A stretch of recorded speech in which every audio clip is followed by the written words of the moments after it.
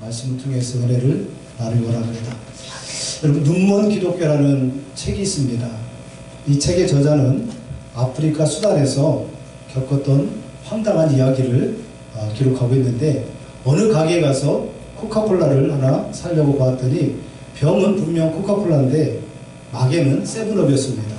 그리고 그 내용물을 가만히 보니까 더 이상한 거예요. 노란색이에요. 콜라는 까만색인데 내용물은 노란색입니다.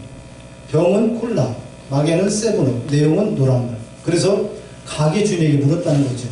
왜 병은 콜라인데 마개는 세븐업이고 내용물은 노랗습니까? 물었더니 그 주인이 이렇게 대답합니다. 우리나라는 워낙 가난해서 모든 것을 재활용해서 쓰기 때문에 내용물은 걱정하지 않아도 됩니다. 그러는 거예요. 그래서 이 세븐업 뚜껑을 따서 마셨더니 콜라가 아니라 환타였습니다. 그래서 따졌다는 거예요. 나는 분명히 콜라를 먹고 싶어서 콜라를 샀는데 왜 콜라가 아니고 환타냐? 그랬더니 주인이 하는 말이, 우리나라에는 내용물과는 아무 상관이 없습니다. 모양이 콜라면 콜라고 모양이 환타면 환타입니다. 이렇게 얘기하더라는 거죠. 이러면서 이 저자가 하는 말이 뭐라고 얘기하냐면, 마침 요즘 기독교가 그런 모양을 하고 있다는 거죠. 겉모양은 기독교인데 교회가 맞는데 내용은 예수가 없다는 겁니다. 우리의 겉모습은 성도이고 또 다 목회자인데 우리 안에 예수가 없다라면 참 이거는 불행한 일이죠. 오늘 제가 요한복음 13장을 특별히 선택한 것은 우리 모두에게 필요한 말씀인 것 같습니다. 성경은 하나님은 그렇게 자기를 비워내신 예수 그리스도 앞에 하늘에 있는 자들과 땅에 있는 자들과 땅 아래에 있는 자들로 무릎을 꿇게 하셨다라고 성경은 분명히 기록하고 있습니다. 그래서 우리 예수님은 만왕의 왕이십니다. 한 명도 동의하지 않는데 아멘. 우리 예수님은 만왕의 왕이십니다. 아멘. 그렇죠. 그런데 그 예수님께서, 만왕의 왕이신 예수님께서 하늘 영광을 버리시고 이 땅에 오셔서 어떻게 왕의 모습을 우리에게 보여주는지를 오늘 요한복음 13장에 잘 그려져 있다는 겁니다. 여러분, 우리는 예수 따라가는 자들이잖아요. 아멘. 그렇죠, 여러분? 우리는 공 따라가는 자들이 아니라 예수 따라가는 자들이잖아요. 그냥 축구는 하나의 취미지. 근데 우리 예수님께서 왕으로 오셨고 왕의 모습은 이런 모습이다라고 우리에게 보여준 장면이 요한복음 13장에 아주 잘 나타나 있습니다. 13장 4절을 보면, 저녁 잡수시던 자리에서 일어나 겉옷을 벗고 수건을 가져다가 허리에 두르시고. 여러분, 이 말씀이 그냥 우리는 읽어서 지나가기가 쉬운 말씀인데 이거 아주 중요한 말씀입니다. 이 모습이 바로 어떤 모습이냐면, 그 당시에 히브리 사람들에게도 종이 있었습니다. 그런데 혹여라도 이 종이나 노예 중에도 히브리 사람들이 그 중에 섞여 있다면 히브리 사람들에게는 이 허리를 두르고 사람의 발을 씻기는 일을 히브리 사람들에게 시키지 않았다는 거죠. 왜냐하면 너무나 치욕적인 일이기 때문에 하지 않았습니다. 그런데 예수님께서는 그 일을 몸소 실천하셨다는 거죠. 그러면서 예수님께서 뭐라고 말씀하시냐면, 너희는 나를 선생이라 또는 주라 하니 너희 말이 옳도다. 내가 그러하도다. 내가 주와 또는 선생이 되어 너희 발을 씻겼으니 너희도 서로 발을 씻기는 것이 옳으니라. 너희도 나와 같이 행하라는 거죠. 종들도 하지 못하는 일이지만, 종들도 치욕스럽게 여기는 일이지만, 예수님을 따라가는 그 일은 바로 이런 모습이다라는 것을 우리에게 예수님께서 말씀하셨습니다. 예수님이 말씀하시면 우리는 그 예수님의 말씀을 믿고 아멘 하는 거죠. 순종하는 거죠. 그게 우리가 가야 될 길인 줄 믿습니다. 제가 자가격리를 4주 하고 이제 동사무소에 가니까 생활지원금을 준다고 해서 신청을 하고 있더라고요.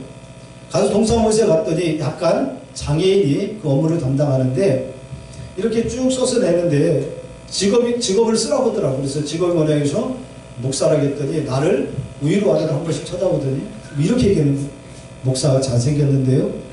그러는 거예요.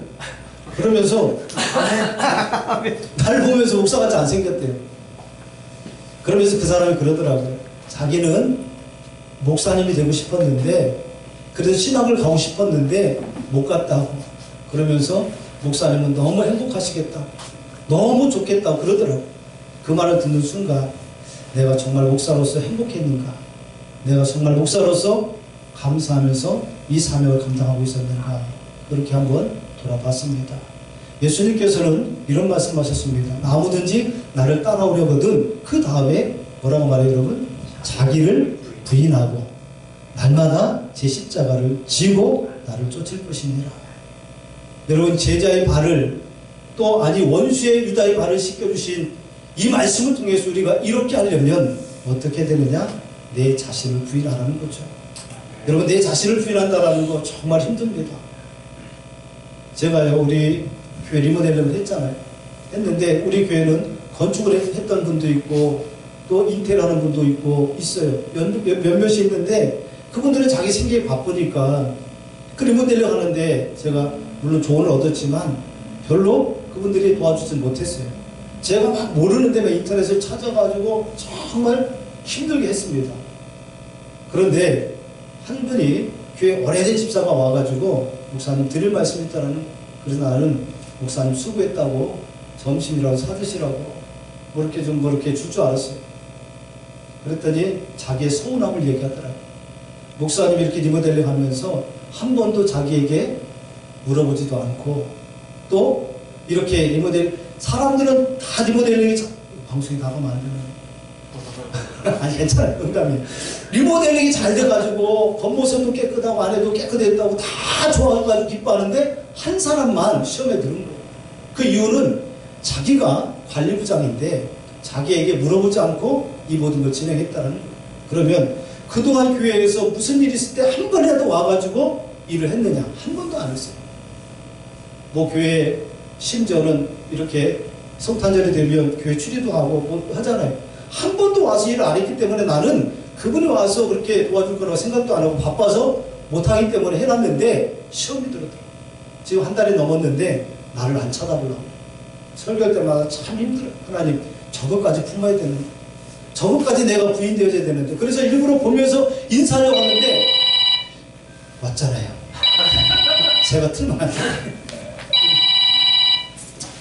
그걸 보면서 참 나를 부인한다는 것, 이 한 가지 예지만 그런 것들이 너무 어렵다라는 거죠. 그러나 우리 디사이플, 우리 목회자 여러분들은 정말 인격적으로 훌륭한 분들이잖아요. 잘할 줄 믿습니다만 우리 끝까지 내 자신을 부인하고 십자가를 지는 그 삶을 살아갈 수 있기를 바랍니다. 아멘. 누가복음 5장에 가보면, 사도행전 3장에 가보면 베드로와 요한이 아멘서부터 안진뱅이를 일으키는 사건이 있잖아요. 이 안진뱅이를 일으켰을 때에 난리가 난 거죠. 뭐 저는 이 설교를 가끔 하는데, 만약에 내가 이 당시 베드로였다면, 안진뱅이를 일으키는 그 사건 속에서 내가 베드로였다면 나는 과연 어떻게 했을까? 신문에 대문짝만 이렇게 광고를 냈을 것입니다. 2021년 11월 15일 새은혜 방송교회에서 집회하다가 안진뱅이가 일어났습니다. 그리고 그 안진뱅이 일어난 그 사진을 찍어서 전국 방방곡곡에 뿌리겠죠. 나는 이런 사람이다. 사실 저희는 3대째 예수를 믿고, 저희 아버님도 예수를 믿고 목사님이지만 우리 아버님에게는 수많은 기적이 있습니다.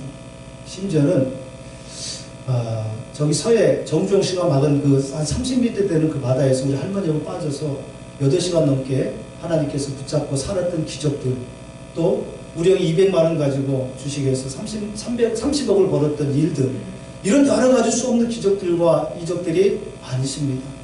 근데 저희가 한 가지 안 풀리는 숙제가 있었습니다. 뭐냐면 분명히 우리 아버님이 목사님이었고 저는 그 밑에서 신앙생활 하면서 들어왔던 얘기는 열심히 신앙생활하면 복 받는다는데, 11조 잘하고 또 신앙생활 잘하고 교회 충성하고 헌신하면 복 받는다는데, 우리 장로님들 보니까 열심히 하는데 나름대로 열심히 하고 하는데 안 돼요. 힘들어. 또 어떤 분은 더 열심히 하는데 더 몸이 아프고 더 힘들어. 그럼 이 문제 앞에서 저들에게 어떤 것이 옳은 것인가 하다가 복음을 찾기 시작했습니다. 어려서부터 저는 모태신앙이라 어려서부터 순수하게 자랐고 순수한 신앙 속에 살다 보니까 잘 몰랐는데 그냥 그러면 그런 줄 알고 신앙생활 하다가 복음이라는 것을 깨닫기 시작했습니다. 아, 복음은 예수를 믿어도 망할 수 있고, 예수를 믿어도 병들 수 있고, 예수를 믿어도 우리가 힘들 수 있다. 그러나 그 어렵고 힘든 상황 속에서도 하나님께서 이길 힘을 주시는 것이 은혜다. 아멘. 먼저 그의 나라와 의를 구하면 이 모든 것을 너에게 주신다. 먹을 것, 입을 것, 하나님께서 잠잘 것을 다 주신다라고 알았었는데, 복음을 이렇게 공부하다 보니까 그 말씀이 아니더라고요. 먼저 그의 나라와 의를 구하는 사람은 먹을 것이 조금 부족해도, 입을 것이 조금 부족해도, 삶의 부족함이 있어도 하나님께서 그 모든 것을 이기게 하신다는 거죠. 아멘. 세상 사람들은 100만 원을 가지고 부족하다고 이야기하지만, 여러분 목회하시는 여러분들 사람이 얼마나 많습니까? 최저임금도 안 되잖아요, 여러분. 우리는 10만 원을 받으면서도 우리는 세상 사람들 향해서 우리는 후회하다고 말하는 자들이 아닙니까, 여러분? 기독교는 이렇게 역설적인 신앙이 있다는 거죠. 베드로가, 여기 보면 저는 어떤 대목에서 은혜를 받았냐면, 수많은 사람들이 베드로가 안진뱅이를 일으키니까 베드로를 주목해 봅니다. 그때 베드로가 사도행전 13장에 가보면 이렇게 말합니다. 어찌하여 너희가 나를 주목하여 보느냐. 이 안진뱅이를 일으킨 것은 내가 아니라 나사렛 예수 그리스도라고 복음을 증거하고 있다는 거죠. 오늘날 여러분, 우리가 이것을 빼놓으면 우리는 잘못된 목회를 할 수밖에 없다는 거죠. 저는 이제 부흥사로 좀 활동해 보려고 한 10몇 년 전에 여기저기 많이 다녀봤습니다. 그 중에 한 어떤 여자 목사님을 만났는데, 자기가 성령의 임파테이션 한다는 거죠. 자기가 기도해주면 그 기도 받는 사람에게 성령의 능력이 전가된다는 거예요. 동의하세요? 그런 것들, 또 귀신 쫓아내는 데 가서 뭐 귀신 쫓아내는 것도 한번 봐보고, 또 쓰러져서 방언의 은사가 임하는 그곳에 제가 한번 그 원장님하고도 한번 깊이 사귀어보고, 여러 가지 이런 다방면으로 저는 모태 신앙이었기 때문에 그런 신앙에 대해서 좀 알고 싶었습니다. 그냥 학문적인 것이 아니라 정말 실제적으로 일어나고 있는 예언이고 방언이고 또 통변이고 또 쓰러짐의 은사, 이런 여러 가지 것들을 한번 제가 한번 알아보고 싶더라고요. 그래서 그 몇 년 동안 그것을 연구하면서 중요한 것은 그 안에 정말 예수가 있느냐는 거죠. 대부분의 제가 만난 사람들은 그렇게 은사를 행하고 마치 자기가 예수님께서 자기에게 특별한 은사를 주신 것처럼 그렇게 은사를 사용하는 분들을 많이 봤습니다. 그래서 여러분, 베드로를 보면 분명히 베드로가 안진뱅이 일으켰잖아요. 우리 같으면 나에게 이런 능력이 있으니 누구든지 기도받으면 낫는다, 이렇게 광고 안 하겠어요? 근데 베드로는 왜 어찌하여 너희들이 나를 주목하여 보느냐. 이 안진뱅이가 일어나는 것은 내 힘과 능력이 아니라 나사렛 예수 그리스도라고 복음을 증거하고 있다는 거죠. 누가 보면 5장에 가보면 베드로가 깊은 데로 가서 그물을 잡은 사건이 나옵니다. 다 아는 내용이죠, 여러분.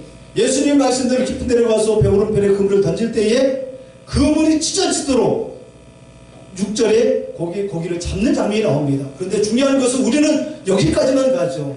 예수님 말씀에 순종하면 그물이 찢어지도록 잡힌다. 예수님 말씀에 순종하면 안 되는 것도 된다. 아멘이지만 여러분, 우리는 여기까지만 가서는 안 되고 우리는 더 한 걸음 더 가자는 거죠. 그럼 여러분, 우리가 원하는 것이 거기까지라면 우리는 그렇게 말하죠. 내가 예수라는 분을 만났는데 나 예수 만나고 수지 맞았다. 나 예수 만나고 정말 수지 맞았다. 여러분, 우리 형님이 200만 원 갖고 30만 원 주실 거를 나 그거 얼마나 간증했는지 몰라요. 그 안에도 간증의 내용들이 있습니다. 그런데 20억 갖고 30억을 벌어도, 20억을 갖고 100억을 벌어도 그 벌을 통해 그 100억을 벌었다는 그것 때문에 예수님과 조금이라도 멀어진다면 저는 그것이 복이라고 생각하지 않습니다. 그래서 여러분, 깊은 데로 가서 그물을 던졌는데 어떤 일이 벌어지느냐. 베드로가 8절에 주여 나를 떠나소서 나는 죄인입니다 라고 고백하더라는 거죠. 이게 진정한 우리의 신앙의 고백이 되어야 될 줄 믿습니다. 교회가 성장되어지고 부흥되어지는 것은 목회자들 가운데 누구나 꿈꾸는 것이죠. 그런데 중요한 것은 그렇게 성장되어지고 그렇게 부흥됐다 할지라도 그 속에 진정한 예수가 있느냐는 거죠. 저는 제가 담임 목사 되면서 우리 교회 표어를 무엇로 할까 고민하다가 예수 그리스도가 주인 되는 교회 딱 표어를 만들었습니다. 그리고 안 바꿉니다. 우리 교회는 제가 우리 성도들한테 선포했습니다. 우리 진리교회의 주인은 목사도 아니고 여러분들도 아니고 진정한 주인은 예수 그리스도십니다. 죽을 때까지, 내가 은퇴할 때까지 표현을 바꾸지 않습니다. 예수 그리스도가 주인 되는 교회. 우리 삶의 목회도 예수 그리스도가 주인 되는 그런 목회. 여러분, 안진뱅이가 일어나도 그 기적의 주인공은 예수 그리스도. 물고기가 많이 잡혀도 그 물고기에 잡힌 것의 진정한 주인은 예수 그리스도라는 사실을 잊지 않고 우리 목회 현장에서 그 예수 증거합시다, 여러분. 아멘. 땅끝까지 그 예수 증거하다가 땅끝에서 우리 예수님 만납시다. 아멘. 기도하겠습니다. 하나님 고맙습니다.